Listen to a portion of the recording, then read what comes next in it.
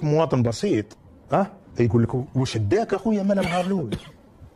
اش داك؟ ومادام انت لا لا لا لا لا لا مادام اتخذت قرارات خسرتنا اموال وخسرتنا سمعه، ماشي في قضيه الصحراء الغربيه فقط، قرارات على المستوى الدبلوماسي، خسرتنا حلفاء وخسرتنا اموال ضخمه ومصالح قوميه لازم تمشي.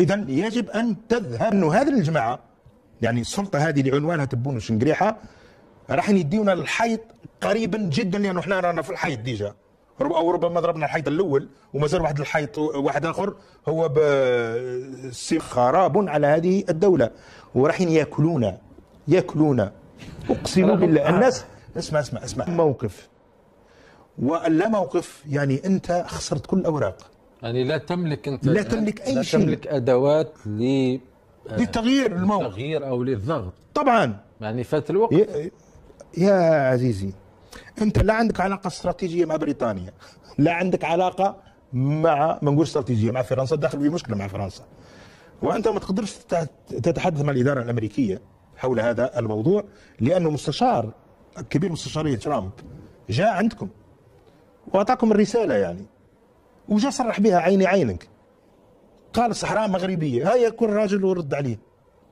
هذا ما كان حتى في المشهد سليم تاك غارق في ربعي قمح، جيت هدرت على افريقيا مدير.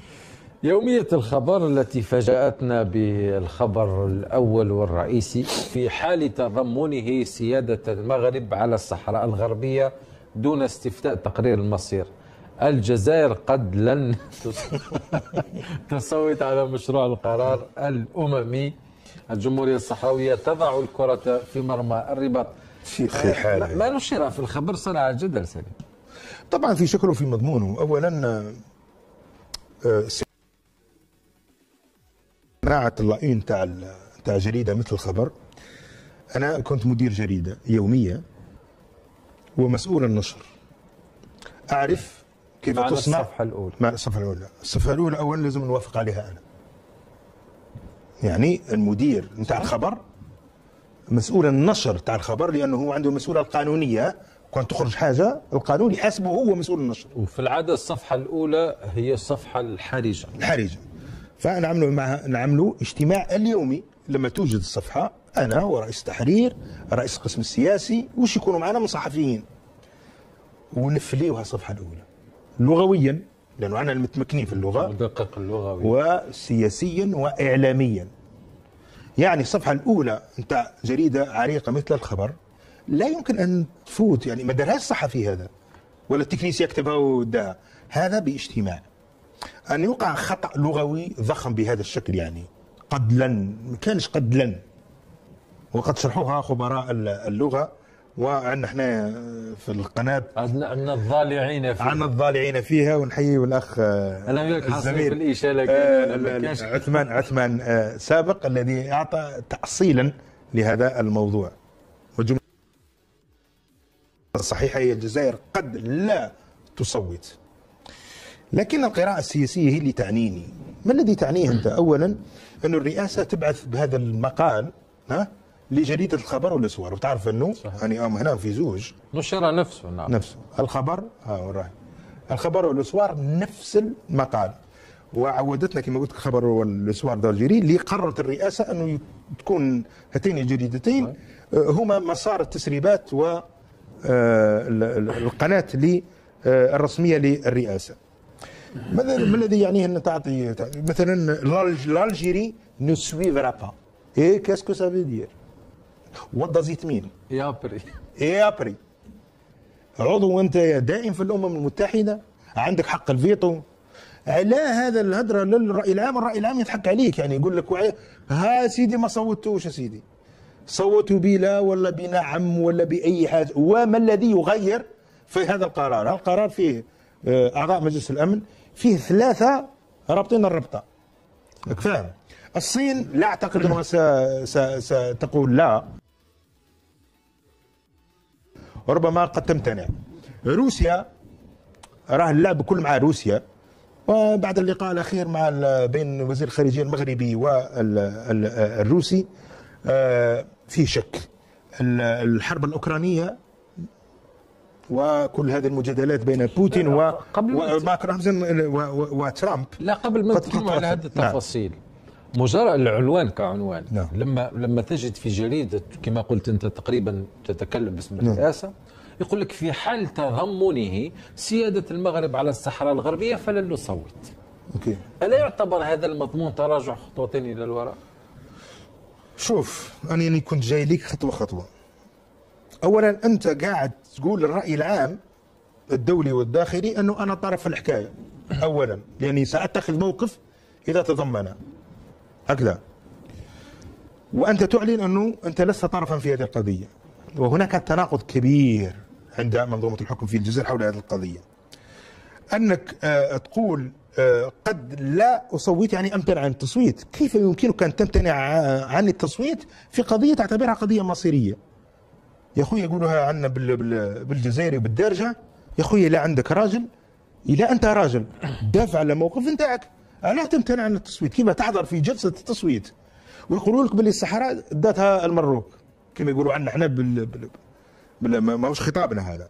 خطابنا أنه لنقل أنه مجلس الأمن تبنى الطرح المغربي.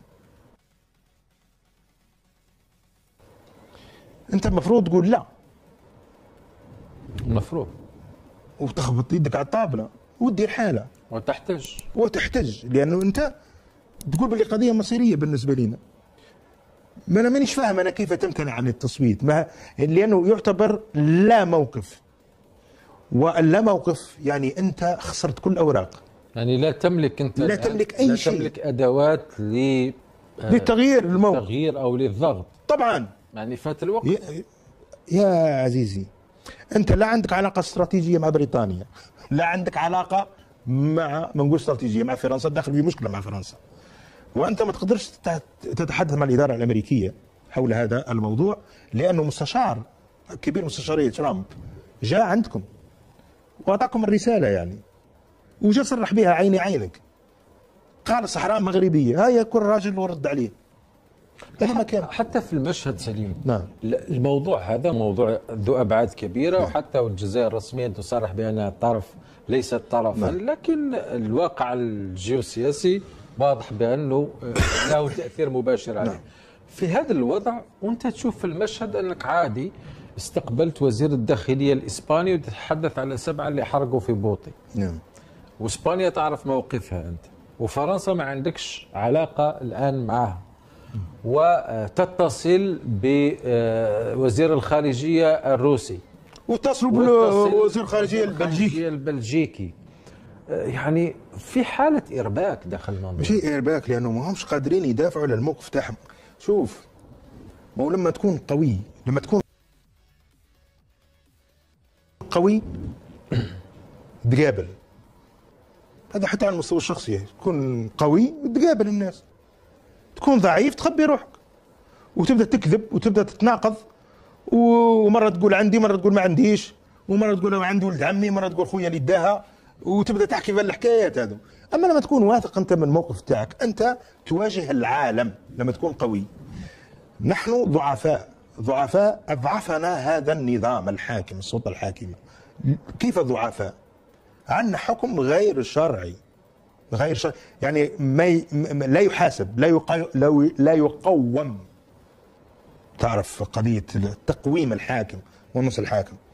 عندنا سلطه عسكريه ايضا لا تقوم، لا تسأل عما تفعل.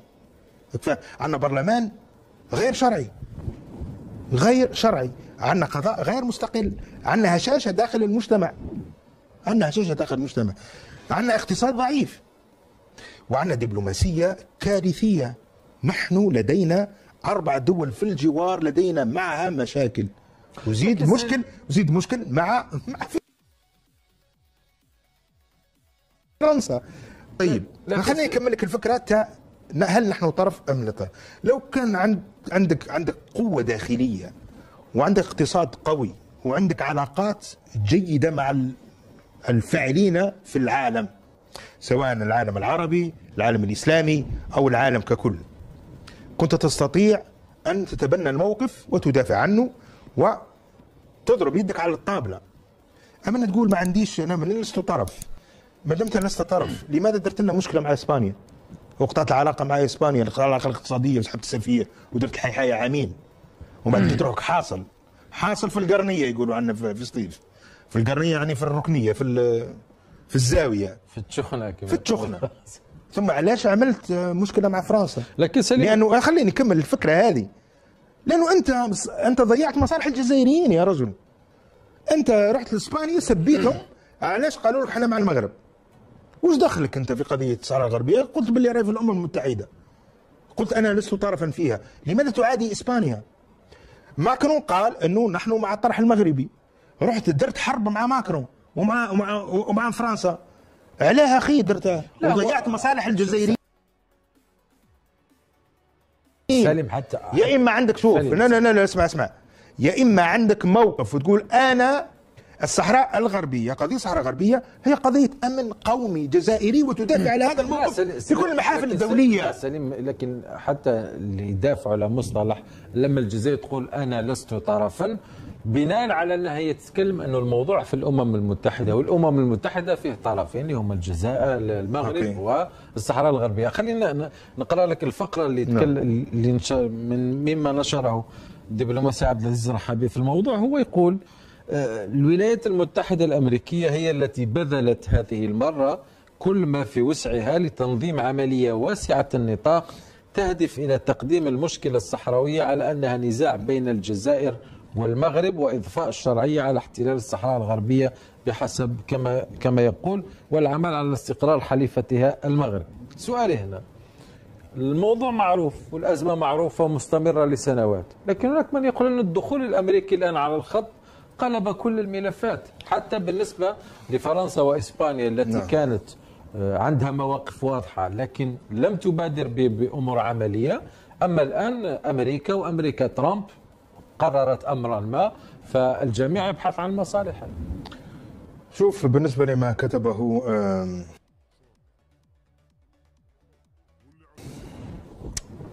عبد العزيز الرحابي، هو أعطى وصف وموقف، لكن نسيت من نرد عليه يعني. وأنا أيضا كتبت في الموضوع أنه لم يجيب على الأسئلة الحقيقية يعني. وأعطى واحد الوصف للناس كنت تعرفوه يعني إقرارات، ثم أعطى بعض المغالطات يعني حول موقف الجزائر، وكأنه الناس تريد إقحام الجزائر في هذه القضية. لا، الجزائر طرف في هذه القضية بكل صراحة، لكن سوء العلاقة بين الجزائر والمغرب، يعني توترات بين الجزائر والمغرب بدأت من 63، لا علاقة لها بقضية الصحراء الغربية. كانت مشكلة الحدود، ثم يعني تم فصل في قضية مشكلة الحدود، وكانت بيناتنا حرب الرمال، لكن حكاية قديمة. ثم جاءت قضية الصحراء الغربية بعد 1975 بعد مؤتمر مدريد، وحكاية مرض فرانكو وقراره. وانا قريت المذكرات الاسبانيه المترجمه لماذا اتخذ فرانكو ذلك القرار، وكان مريض يعني. ثم جاء مؤتمر مدريد 1994 75 75 وشارك فيه المغرب وموريتانيا وصار ما صار. اذا زادت هنا العلاقه بعد ما تشكلت البوليزاريو، وصارت هناك قضيه الصحراويه. تبنت الجزائر الموقف، واصبح احد عناصر التوتر بين الجزائر والمغرب، وهذه الحقيقه. قضيه الصحراء الغربيه تطورت منذ 75 حتى الان. العالم تغير وانتقلنا من حال الى حال، يعني كنا ثنائيه القطبيه، الاتحاد السوفيتي والولايات المتحده، المعسكر الغربي والشرقي، راح برلين، راح جدار برلين قوسين. يعني تحشرنا الآن في الزاوية، احنا منطلقين من أننا مع الشرعية الدولية، إلى تبدلت الشرعية الدولية يا أخوي احنا ما نصوتوش والله يسهل عليهم. طيب ما يجيك مواطن بسيط يقول لك واش اداك اخويا من النهار الاول؟ ايش اداك؟ وما دام انت لا ما دام اتخذت قرارات خسرتنا اموال وخسرتنا سمعه، ماشي في قضيه الصحراء الغربيه فقط، قرارات على المستوى الدبلوماسي، خسرتنا حلفاء وخسرتنا اموال ضخمه ومصالح قوميه لازم تمشي. إذا يجب أن تذهب وتجي نخبة وطنية حقيقية موجودة داخل الجزائر يا رجل، عندها الكفاءة اللازمة وهي صالحة، يعني من الناس الصالحين، موجودة كفاءة عالية في الاقتصاد، السياسة، وكفاءة عسكرية قادرة أنه تمضي بهذه البلاد إلى بر الأمان. لأنه هذه الجماعة يعني السلطة هذه اللي عنوانها تبون وشنقريحة راح يديونا الحيط قريبا جدا، لأنه احنا رانا في الحيط ديجا، أو ربما ضربنا الحيط الأول ومازال واحد الحيط واحد آخر هو بسيمون بلاندي، بيتون أرمي. خليني نقول لك حقيقة، لأنه نحن في عزلة دولية، والعزلة الدبلوماسية تكلف اقتصاديا كثيرا. ما تقوليش انه احنا درنا شراكات واتفاق وهم جاونا 5 ملاير، هم جاونا 2 ملاير، يا ولدي الناس ما تلعبش كيما هكا. والحديث عن انه نحن المبادئ والاخلاق، اولا لازم تكون صاحب مبادئ وصاحب اخلاق. وانا ذكرت امثله على نواب في البرلمان مدوا الرشوه باه يوليو على راس القائمه في الاحزاب نتاعهم، وباه يوليو اعضاء في البرلمان، عضو في البرلمان. تمد الرشوه باه توصل للبرلمان، وجيت تقول لي باللي قضيه الصحراء الغربيه قضيه اخلاقيه. لازم تكون انت انسان عندك اخلاق. السلطه التي مصالح الدوله الجزائريه، فانت خراب على هذه الدوله يا اخي، انت خراب على هذه الدوله. وراح ياكلون اقسم بالله. الناس اسمع لما تقرا التاريخ، هناك دول في هذا التاريخ راحت. هل تعلم ان هناك دول doesn't exist، كيف يقولوها غير موجوده، محيت عبر التاريخ، وكانت هي اللي تجيب الشمس هي اللي تجيبها، لكنها راحت هذيك الدول وجات دول جديده وتغير. اسمع واعمار الدول ما هيش 50 و20 سنه و100 سنه، اعمار الدول غير. والتغيرات الجغرافيه اذا انت ما تقدرش تحافظ عليها والله غير غيروا لك. الاصدقاء ديالي هنا كنوصلوا لنهايه الفيديو، فكنتمنى يكون الاعجاب ديالكم، فما تنسوش تدعمونا بلايك وتعطيونا الاراء ديالكم في التعليقات. بالنسبه للناس اللي ما مشتركينش يشتركوا ويفعلوا الجرس باش دائما يبقاو توصلوا بالجديد. فما تنسوش تعطيونا الاراء ديالكم في التعليقات الاصدقاء، حيت مهم، وما تبخلوش علينا بلايك بها باش كيطلع الفيديو باش كيوصل جميع المغاربه. وكذلك احنا كدعمونا باش كنستمروا من المزيد وكنجيبوا لكم الفيديوهات اللي فريمون يستحقوا المشاهده. وما تنسوش تبارطاجيو الفيديو الاصدقاء، وتبارك الله عليكم حتى الفيديو جاي ان شاء الله.